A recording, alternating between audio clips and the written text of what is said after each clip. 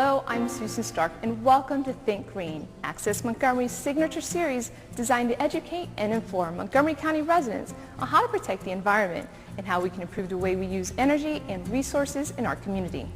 The Tower Companies is the first commercial office building in the Washington region to secure the highest leadership in energy and environmental design rating from the U.S. Green Building Council. We'll take a tour of the building to see how this company is saving the environment through real estate. If you're a homeowner, you certainly know that changing light bulbs and thermostats are not the only things you can do to help keep the environment green. Think Green will also show you a special screening, River Smart, where you will learn how your roofs and driveways funnel pollutants into your local streams. Also, we have something for all you coffee lovers, green coffee that is. The Evergreen Home Coffee Company sells local, organic, fair trade coffee, so you want to take notes on how to roast your coffee beans in the comfort of your own home. All these interesting topics and more right here on Think Green.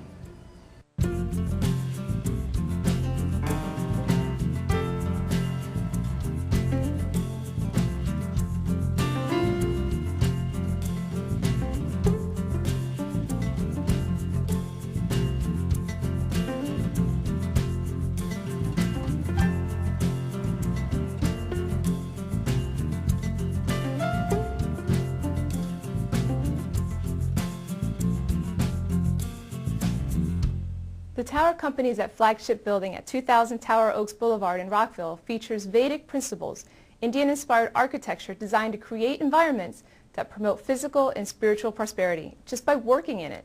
With me is Marnie Abramson, Principal and Director of Marketing and Public Relations at the Tower Companies. Welcome to the show. Thank you. Good to be here. So let's start off by talking about how the inspiration for this building began.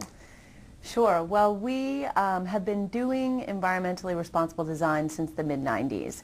And with each new development, we've tried to surpass what we've done previously. And so in this building, we really wanted to achieve the highest levels of LEED certification. Which is the platinum, right? Which is platinum. Yeah, we were the first actually LEED platinum office building in Maryland. I think even potentially in the region. But we wanted to go beyond, the LEED program, which is really about systems and products, and introduce architecture into the mix and try to look at ways that we could engineer the building to orient people towards success. And so that's why we also brought the Vedic in. And we often say that we think the combination of the LEED and the Vedic architecture makes this the healthiest building ever built. This whole Vedic architecture, is that kind of like feng shui? That is a very good question people often ask. It is the earlier, I guess, cousin of feng shui. Feng shui is a Chinese discipline. Vedic architecture actually derives from India, and people are most familiar with the concept of Ayurveda. So if you've ever gone to a spa or anything like that, gotten an Ayurvedic massage, that's one of the disciplines, and art and architecture is another one of the disciplines. One of the other great things I saw was 70% of the construction waste was recycled. I mean, who else does that? Yeah, that is actually very important because people often don't know that for every 1 square foot of space that is developed, 2 pounds of landfill waste are generated. So to the extent that you can recycle a significant amount, particularly in this building where we have a 200,000 square foot building, so it was about 500,000 pounds of landfill waste. We recycled 70% of that. That's huge because every year in this country we actually generate enough landfill waste to fill a landmass the size of Pennsylvania. So either we have to reduce that or we have to, I don't know what, dig deeper holes, I guess. Well, let's go straight into the energy efficiency of this building. I mean, there's so much here. There is. Actually, this building is, it's 28% more efficient than the latest code standards. However, when we had started to develop this building, there was a previous standard. So actually the federal government gives you a tax incentive based on the previous standard, and we are 48% more efficient than a typical building under that. So we're very excited about it. This under LEED, they actually ask you to not exceed 1 watt per square foot. That's sort of a technical term, but just to give you an idea, In our space here, we're at 0.63. And what that means is that almost half of the lighting that we get in our building is free lighting. I mean, you can see from the windows that I have even in this office building that I don't need to use my overhead lights most of the time. We have a lot of really interesting features like self-dimming lights that adjust to read the amount of daylight that comes into the space, and fun features like that that really help to decrease our consumption. It's better than just leaving lights on all the time. Exactly, exactly. And much more sophisticated than just a daylight sensor.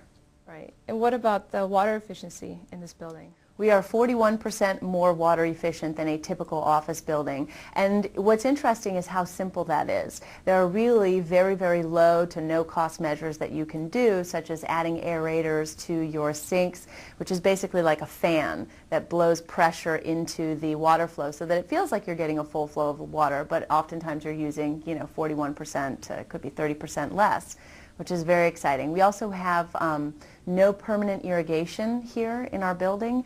What we did was we built a cistern. So we recapture our air conditioning condensation, we recapture our rainwater, we house it in a tank in the garage, and every time we need to water the plants, we use that water to handle the irrigation. That definitely helps, especially when we have water droughts in this area. Yeah, which it's very we've had important. a lot. What do you think the future of green buildings is? I mean, do you really think that this could be a standard? I think we need it, but do you think it's possible? I think it's absolutely not only possible, I think it's happened, and I think it will continue to happen. There are other industries that have grown out of the green building kind of business, and I think that shows a change. There are green mortgage-backed securities or green financing. There are funds that want to just purchase green buildings. You have the Senate debating bills as to whether you're going to force building owners to disclose their Energy Star ratings. So things like that are, I think, the norm, and they will continue to evolve over time. This building is definitely a catalyst for change, so we really appreciate you letting us into this building. Thanks for coming. This is definitely a building that you will love when you step into it. So Think Green will be sticking around for a tour of the Green Building with Marnie Abramson. But first, check out the special screening of River Smart to learn ways to reduce your environmental footprint.